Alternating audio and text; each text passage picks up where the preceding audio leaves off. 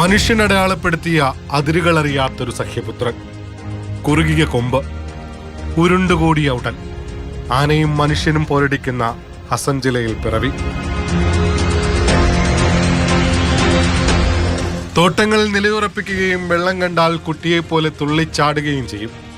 Pipe പൊട്ടിച്ച് വെള്ളം കുടിക്കും. ആ തണുപ്പിലങ്ങനെ കിടന്നുറങ്ങും.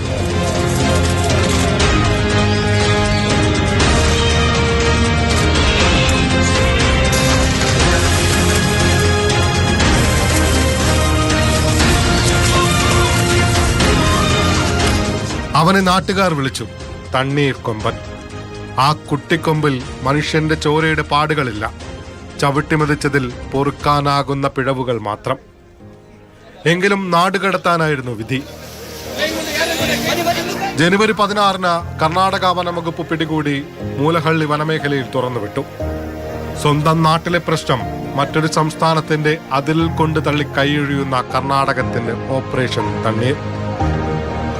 ആനയുടെ ഉയരെടുത്ത പിഴവ് അവിടെ തുടങ്ങുകയാണ്.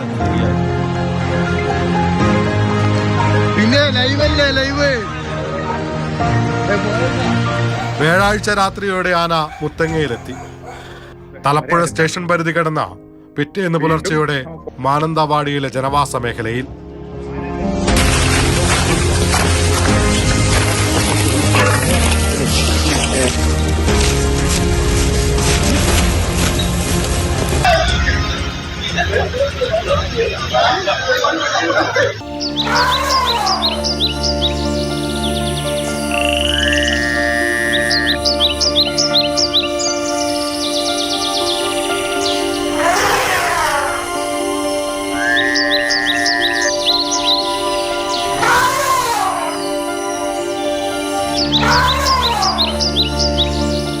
നാടിളക്കിയുള്ള ഓട്ടമേ ആയിരുന്നില്ല. കാൽക്കീഴിലെ മണ്ണ് പോലും ഇളകാതെ അന്നം തിരഞ്ഞ തണ്ണീർ തേടി, പിറന്നു വീണ മണ്ണ് തേടി, അതിജീവനം തേടി ഒരു യാത്ര.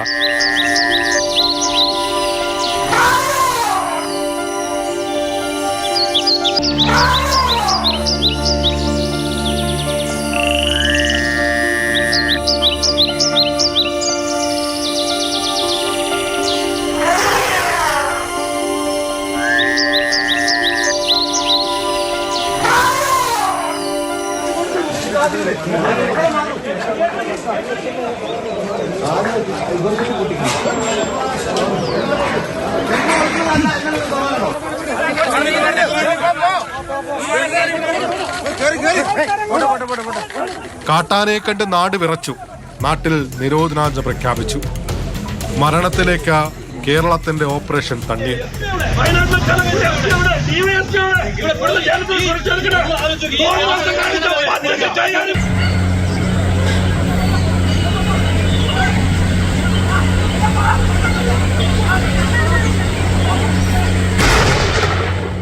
ഉള്ളു തളർന്നിട്ടോ ഉയിര് പിടച്ചിട്ടോ ആകണം വാഴത്തോട്ടത്തിൽ നിലയുറപ്പിച്ചു.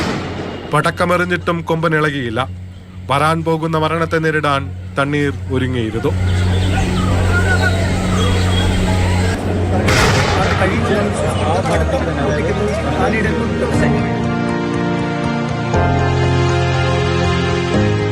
മയക്കുവെടി വെച്ച് കാട് കയറ്റുക എന്നതായിരുന്നു വനം വകുപ്പിന്റെ നയം.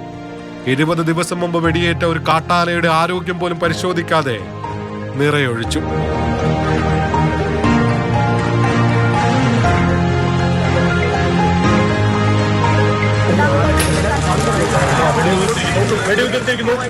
രാവിലെ നാട്ടിലിറങ്ങിയ ആന വെള്ളം പോലും കുടിച്ചിട്ടുണ്ടാകില്ല.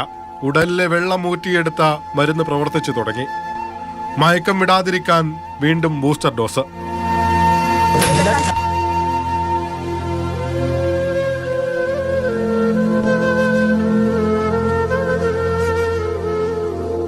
മരുന്ന് നിറച്ച സിറഞ്ച് ഇളക്കിക്കളഞ്ഞ മുന്നോട്ട് പായണമെന്ന് തണ്ണീർ മോഹിച്ചിട്ടുണ്ടാകും. പക്ഷേ അനങ്ങാൻ പോലും ആകാത്ത വിധം അപ്പോഴേക്കും കുങ്കിയാനകൾ വളഞ്ഞിരുന്നു.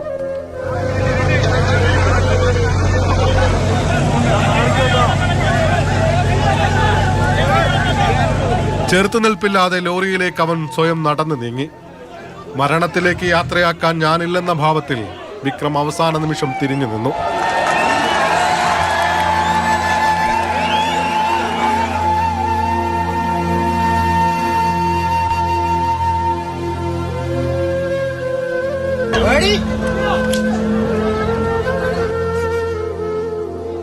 പിന്മാറിയവനേക്കാൾ മുന്നേറാൻ ഇറങ്ങിയവൻ തണ്ണീരിന്റെ പിന്നിലുണ്ടായിരുന്നു. ആനക്കൂട്ടം ഉപേക്ഷിച്ച് മനുഷ്യൻ പോറ്റു വളർത്തിയവൻ അവന്റെ കൂറ് മനുഷ്യനോട് കാട്ടി. കൊമ്പൻ വൈശാഖിന്റെ കാലിന്റെ ചലനത്തിൽ കോന്നി സുരേന്ദ്രൻ ആഞ്ഞു തള്ളി. പിടിച്ചു നിൽക്കാനുള്ള കരുത്തിനി എനിക്കില്ല.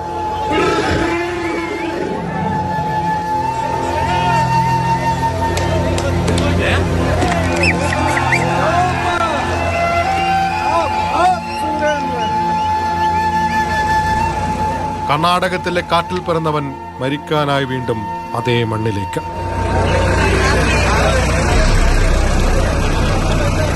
കേരള അതിർത്തി കടന്ന് ബന്ദിപ്പൂർ വനമേഖലയിലേക്ക് ആന എത്തുമ്പോൾ ഒരു പകലും ഒരു രാത്രിയും കടന്നുപോയിരുന്നു. പിറ്റേന്ന് പുലർച്ചെ കേൾക്കുന്നത് തണ്ണീർക്കൊമ്പന്റെ മരണവിവരമാണ്. കർണാടകത്തിലേക്ക് അവിടെ ബന്ദിപ്പൂർ ചെന്നിട്ട് അതിന്റെ ഹെൽത്ത് കണ്ടീഷനൊക്കെ പരിശോധിച്ചിട്ട് ഒരു തീരുമാനം എടുക്കും. നിലവിലെ കണ്ടീഷനൊക്കെ നമ്മൾ മോണിറ്റർ ചെയ്യുന്നുണ്ട്. ഹെൽത്തിയാണ്, വേറെ ഇഷ്യൂസ് ഒന്നുമില്ല. പൂർണ്ണ ആരോഗ്യവാൻ എന്ന് പ്രഖ്യാപിച്ച ആന എങ്ങനെ മരിച്ചു? ഉന്നം പിഴച്ചത് ഓപ്പറേഷനെങ്കിൽ ഉത്തരവാദി ആരാണ്? നിങ്ങൾക്കെല്ലാം നല്ല ഉത്തമ ബോധ്യമുള്ളതാണ്. എല്ലാ കാര്യങ്ങളും സുതാര്യമായിട്ടാണ് അവിടെ നടന്നത്. മയക്കുവെടിയുടെ ആ സൂചി കൊണ്ട സ്ഥലം പോലും മാധ്യമങ്ങൾക്ക് കാണത്തക്ക വിധത്തിൽ വളരെ സുതാര്യമായിട്ടാണ് അവിടെ കാര്യങ്ങൾ നടന്നത്. മൃഗങ്ങളോട് മല്ലടിക്കുന്ന മനുഷ്യൻ പോലും പറയില്ല കൊന്നു സുരക്ഷയൊരുക്കുന്ന നീതി വേണമെന്ന്. ആ വാർത്ത കേട്ട് വളരെ വിഷമമുണ്ട്. കാരണം വെച്ചാൽ ഞങ്ങൾ ഇന്നലെ ഞങ്ങളെ ജീവനാക്കാട്ടം കൂടുതൽ അതിൻ്റെ ജീവനൊന്നും സംഭവിക്കരുതെന്നാണ് കരുതിയത്. ഇതുമെല്ലാം നാട്ടുകാരായാലും ഉദ്യോഗസ്ഥരായാലും എല്ലാവരും. പക്ഷെ ഇന്ന് കാലത്ത് ആ വാർത്ത കേട്ട പിന്നെ ഞങ്ങളൊക്കെ വളരെ ദുഃഖത്തിലാണ്. ഞങ്ങളെ കുടുംബത്തിലൊരു അംഗം പോയതിന് തുല്യം തന്നെയാണ് ഞങ്ങൾക്ക്. യാത്രയാക്കുമ്പോൾ അവർ പ്രതീക്ഷിച്ചിരുന്നില്ല തണ്ണീരിന്റെ അവസാന യാത്രയാകുമെന്നത്.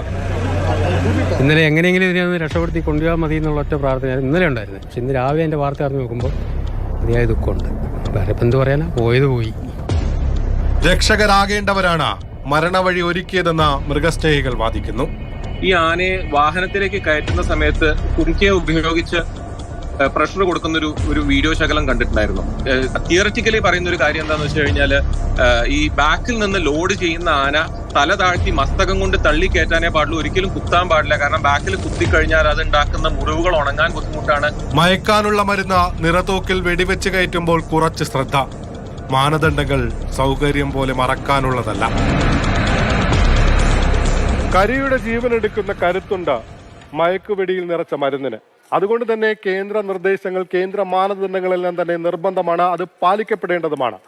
എന്തൊക്കെ കേന്ദ്ര മാനദണ്ഡങ്ങളാണുള്ളത്? ഇവിടെ തണ്ണീർക്കൊമ്പന്റെ കാര്യത്തിൽ എന്തൊക്കെ മാനദണ്ഡങ്ങളാണ് ലംഘിക്കപ്പെട്ടതെന്ന് നമുക്ക് നോക്കാം. കാട്ടാനെ ഉച്ചയ്ക്ക് മുമ്പ് വെടിവെക്കണമെന്ന നിർദ്ദേശം ലംഘിക്കപ്പെട്ടു. അതായത് രാവിലെയുള്ള സമയത്ത് തന്നെ കാട്ടാനയ്ക്ക് മയക്കുവെടി നൽകണമെന്നാണ് നിർദ്ദേശം. ചൂടുള്ള സമയം ഒഴിവാക്കണമെന്ന് പറയുന്നത് ഈ സമയത്ത് ആനയ്ക്ക് നിർജ്ജലീകരണം ഉണ്ടാകും. ഇന്നലെ വെടിവെച്ചത് തന്നെ 5 മണിക്ക് ശേഷമാണ്. മയക്കുവെടി വെച്ചത് 5 മണിക്ക് ശേഷമാണ്. മാനന്തവാടി പോലുള്ള പ്രദേശത്ത് തീർച്ചയായിട്ടും ഇരുട്ട് വീഴാൻ പിന്നെ ഏതാനും മിനിറ്റുകളേ ഉള്ളൂ.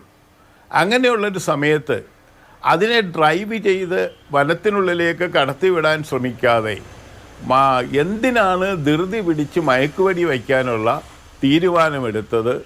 അതേപോലെ തന്നെ വനത്തിനുള്ളിൽ അല്ലെങ്കിൽ വാഴത്തോട്ടത്തിൽ വളരെ സൗമ്യമായിട്ട് അവിടെ നിന്നിരുന്ന ഒരാനയെ എന്തിന് പടക്കം പൊട്ടിച്ചുമൊക്കെ മയക്കുവെടി വയ്ക്കാൻ പാകത്തിന് ഗ്രൗണ്ടിലേക്ക് ഇറക്കി നിർത്താൻ വേണ്ടി വെപ്രാളം കാണിച്ചു. ജലമൂർന്ന് തളർന്നു വീഴുന്ന കൊമ്പന ഇത്തിരി തണ്ണീർ തണൽ, ആനയുടെ ആരോഗ്യം പരിശോധിക്കാനുള്ള സാമാന്യ ബോധം, ഇവിടെയൊക്കെ പിഴവിന്റെ സൂചിമുന നീളുന്നു. ഇത് ഈ ആന എന്ന് പറഞ്ഞു കഴിഞ്ഞാൽ ഒരു ദിവസം ഏകദേശം 250 ലിറ്റർ വെള്ളം കുടിക്കുന്ന ഒരു മൃഗമാണ്. അപ്പൊ രാവിലെ മുതൽക്ക് വൈകുന്നേരം വരെ വെള്ളം കുടിക്കാതെ നിൽക്കുന്ന ഒരു ആന എന്ന് പറഞ്ഞു കഴിഞ്ഞാൽ നമുക്ക് നിർജ്ജലീകരണത്തിന്റെ ഒരു സാധ്യതകളും തള്ളിക്കളയാൻ പറ്റില്ല. ആന നാടിറങ്ങിയാൽ എന്താണ് കേരളത്തിന്റെ പ്ലാൻ? പിടിച്ച് കൂട്ടിലാക്കി കുങ്കിയാക്കാമെന്നതായിരുന്നു ഒരു വർഷം മുമ്പ് വരെ. അങ്ങനെ PM2വിനെയും PT7നെയും കേരളം തളച്ചു.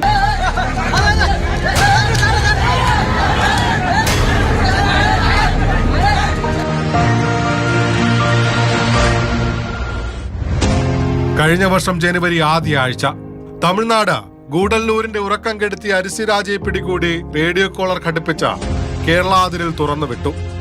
ബത്തേരി ടൗണിലിറങ്ങിയ പന്തല്ലൂർ മഗ്ന എന്ന PM2 വഴിയാത്രക്കാരനെ ആക്രമിച്ചു. പിന്നാലെ കേരളത്തിന്റെ ഓപ്പറേഷൻ PM2. കോന്നി സുരേന്ദ്രനും വിക്രമും ഭരതും അണിനിരന്നു. ഉന്നം തെറ്റാത്ത കണക്കുമായി ഡോക്ടർ അരുൺ സക്രിയയും.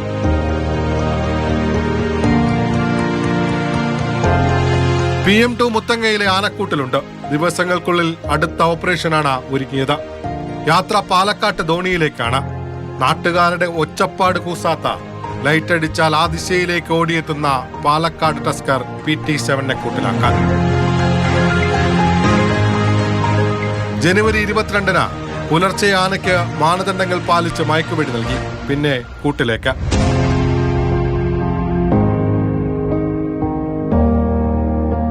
ധോണിയെ വിറപ്പിച്ചവന് ഇന്ന് പേര് ധോണി എന്ന. കാഴ്ചമങ്ങിയ ഇടത് കണ്ണിന് ചികിത്സ. നല്ല നടപ്പാണ് ഇന്നത്തെ പ്രകൃതം.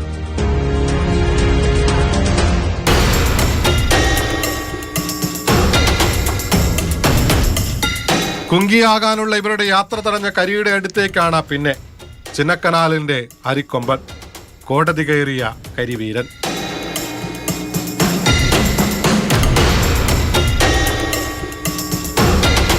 ഏറ്റവും ദൈർഘ്യമേറിയതും കേരളം ഉറ്റുനോക്കിയതുമായ വനം വകുപ്പ് ഓപ്പറേഷൻ. കോന്നി സുരേന്ദ്രനും കുഞ്ചുവും വിക്രമും സൂര്യയും ഉൾപ്പെടെ 4 കുങ്കികൾ. അരുൺ സക്രിയയും വനംവകുപ്പ് ഉദ്യോഗസ്ഥരും ഉൾപ്പെടെ 100-ലധികം ജീവനക്കാർ. ദിവസങ്ങൾ ആഴ്ചകളായി, മാസങ്ങളായി. കോടതിയും ആനപ്രേമികളും സഖ്യപുത്രനായി ശബ്ദിച്ചു. ഒടുവിൽ കാട് മാറ്റാമെന്നായി. ഏപ്രിലിൽ ഓപ്പറേഷൻ അരിക്കൊമ്പൻ.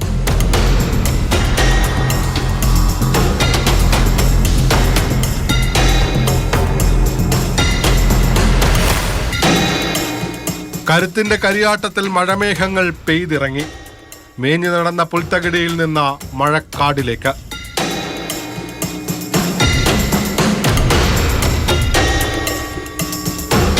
തേക്കടിയിൽ കൊണ്ടുവിട്ട കൊമ്പനെ നിരീക്ഷിക്കാൻ റേഡിയോ കോളർ. സിഗ്നലിൽ കണ്ണും നട്ട് കേരളം. മേഘങ്ങൾ തടുക്കുന്ന തമിഴ്നാട്ടിലെ മേഘമലയിൽ നിന്ന് അരിക്കൊമ്പന്റെ സിഗ്നൽ കിട്ടി. അവിടെയും നിന്നില്ല. കളക്കാട് മുണ്ടൻതുറ കടുവാ സങ്കേതത്തിലെ കോതയാർ ഡാം പരിസരത്ത് അരിക്കൊമ്പൻ സ്വസ്ഥനായിരിക്കുന്നു. കാടിന്റെ സുഖമറിയുന്നു അവൻ. കൂട്ടുവാസത്തിന്റെ കരുതൽ അനുഭവിപ്പിച്ച് കാട്ടാനക്കൂട്ടവും അവനൊപ്പമുണ്ട്. അവൻ ജയിച്ചത് മരണത്തെ മുഖാമുഖം നിന്ന് തോൽപ്പിച്ചാണ്. മേഘമലയിൽ നിന്ന് കമ്പത്തേക്കും അവിടെ നിന്ന് അംബാസമുദ്രത്തിലേക്കുമുള്ള അവന്റെ യാത്ര അതിജീവനത്തിൻ്റെതു കൂടിയായിരുന്നു. ചിന്നക്കനാലിൽ നിന്ന് പെരിയാറിൽ തുറന്നുവിട്ട അരിക്കൊമ്പന് മനുഷ്യന്റെ മണമില്ലാത്ത അന്തരീക്ഷം പൊരുത്തപ്പെടാനാവാത്ത ഏകാന്തതയായിരുന്നിരിക്കണം നൽകിയത്. അവൻ നടന്നു, ചിന്നക്കനാൽ ലക്ഷ്യമാക്കി. കാടും മലയും കയറി സഹ്യനിലെ സ്വർഗഭൂമിയായ മേഘമലയിലെത്തി. അവിടെ നിന്ന് കീഴ്ക്കാം തൂക്കായ പർവ്വത ശിഖരങ്ങൾ താണ്ടി കുമളിയിൽ. കഴുത്തിൽ റേഡിയോ കോളർ ധരിച്ച ആനയെ കുമളിയിലെ വീട്ടുമുറ്റത്ത് കണ്ടപ്പോൾ ആർക്കും സംശയമുണ്ടായില്ല.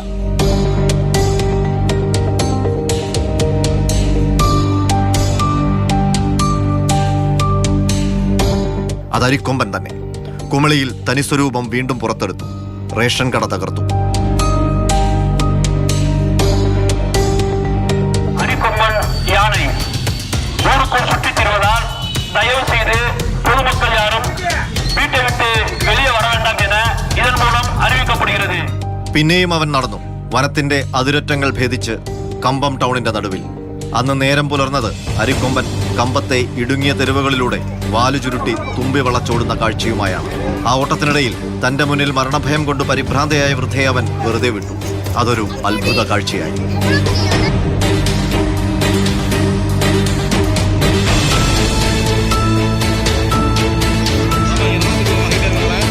ഓട്ടോറിക്ഷയും വാഹനങ്ങളും അരിക്കൊമ്പൻ തകർത്തു. പോൾരാജ് എന്ന കമ്പം സ്വദേശിയുടെ ജീവൻ നഷ്ടമായി. ഒരു പകൽ മുഴുവൻ കമ്പത്തെ വിറപ്പിച്ചു. നാട് മുഴുവൻ ആനയ്ക്കു പിന്നാലെ ഓടുന്ന കാഴ്ച.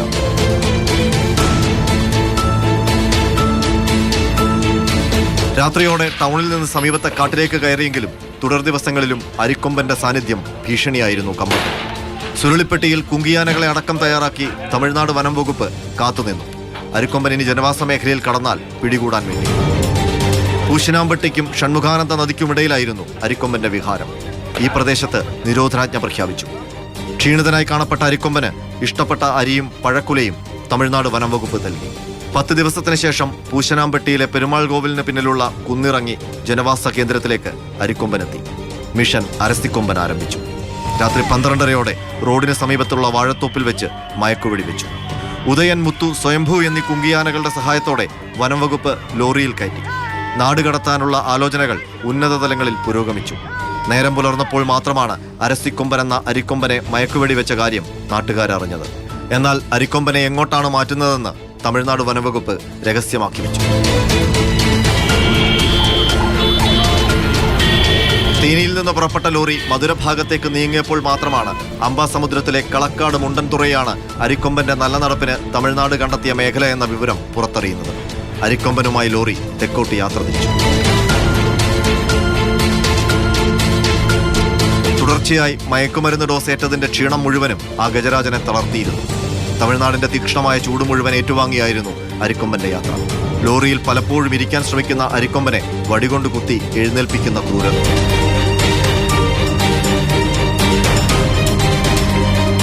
തുമ്പിക്കൈയിലെ അഗാധമായ മുറിവ് പഴുത്തൊലിക്കുന്നുണ്ടായിരുന്നു. യാത്രക്കിടയ്ക്ക് മയക്കം വിട്ടുണരുമ്പോൾ വാഹനം നിർത്തി അരിക്കൊമ്പന്റെ ശരീരത്തിലേക്ക് മയങ്ങാനുള്ള ഡോസുകൾ നിർദാക്ഷിണ്യം കുത്തിക്കയറ്റിക്കൊണ്ടേയിരുന്നു. അതൊരു ജീവനുള്ള ജന്തുവാണെന്ന് അധികൃതർ മറന്നതുപോലെ തോന്നി.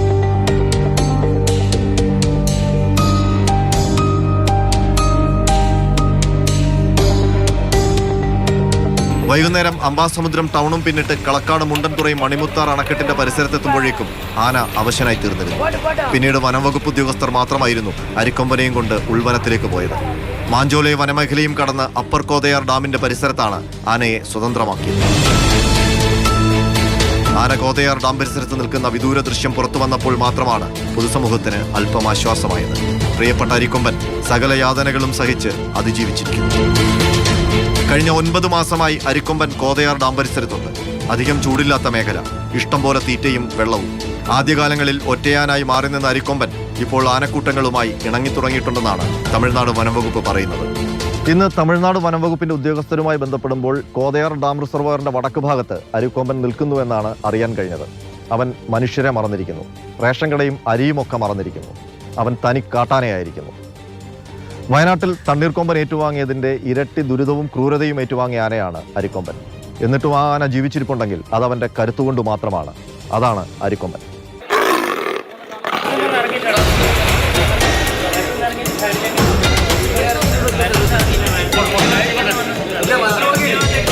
ഉന്നംതെറ്റിയ ഓപ്പറേഷനുകൾ കരിയുടെ ജീവൻ മാത്രമല്ല എടുത്തത്. കണ്ണൂർ പെരിങ്ങത്തൂരിൽ കിണറ്റിൽ വീണ പുലിയെ രക്ഷിച്ചയച്ചത് മരണത്തിലേക്കാണ്. രാവിലെ കിണറ്റിനുള്ളിൽ കണ്ടെത്തിയ പുലിയെ രക്ഷിക്കാനുള്ള ദൗത്യം തുടങ്ങിയപ്പോൾ വൈകുന്നേരമായി.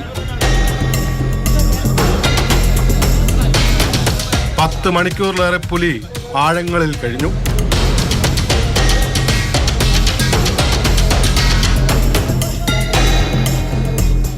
മലയിലാക്കി മുകളിലെത്തിക്കുമ്പോൾ അത് മരണക്കയമുറപ്പിക്കലായി.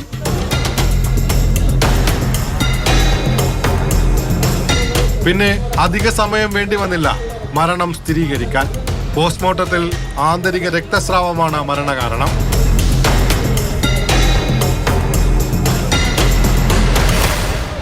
അതിനു മുമ്പ് ഒരു കരടിയെ കൊന്നു.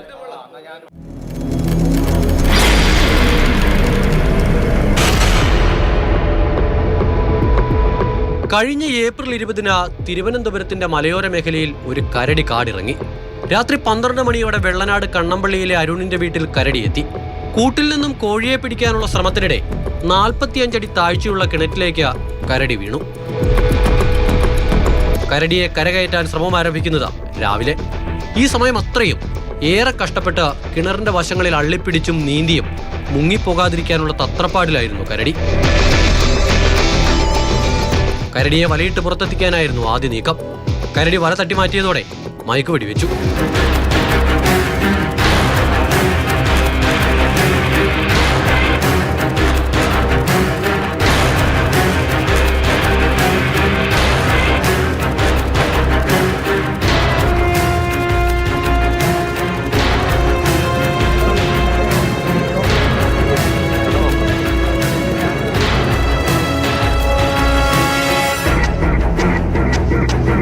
മയങ്ങിപ്പോയ കരടിയെ വലയിട്ട് പൊക്കാൻ ശ്രമം.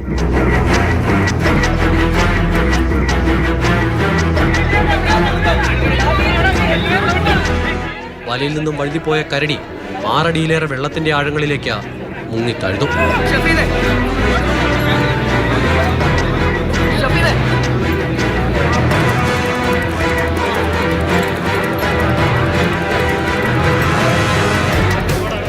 ഫോറസ്റ്റ് ഉദ്യോഗസ്ഥർക്കൊന്നും ചെയ്യാനുണ്ടായിരുന്നില്ല.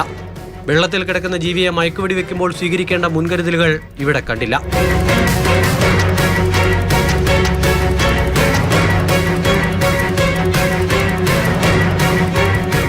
ഫയർഫോഴ്സിനെ വിവരം അറിയിച്ചില്ല. വൈൽഡ് ലൈഫ് വാർഡന്റെ സാന്നിധ്യത്തിലാണ് ഇത്തരം രക്ഷാപ്രവർത്തനങ്ങൾ നടക്കേണ്ടതെന്നതും പാലിക്കപ്പെട്ടില്ല.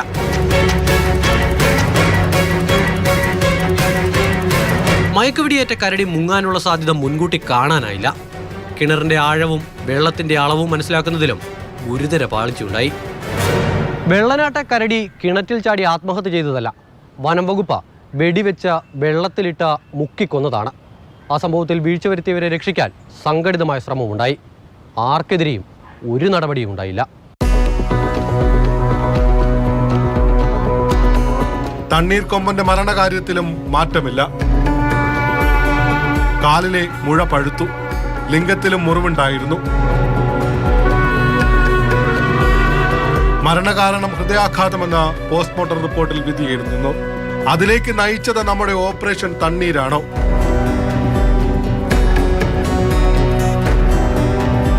കാടിറങ്ങിയവന് അകാല മൃത്യു.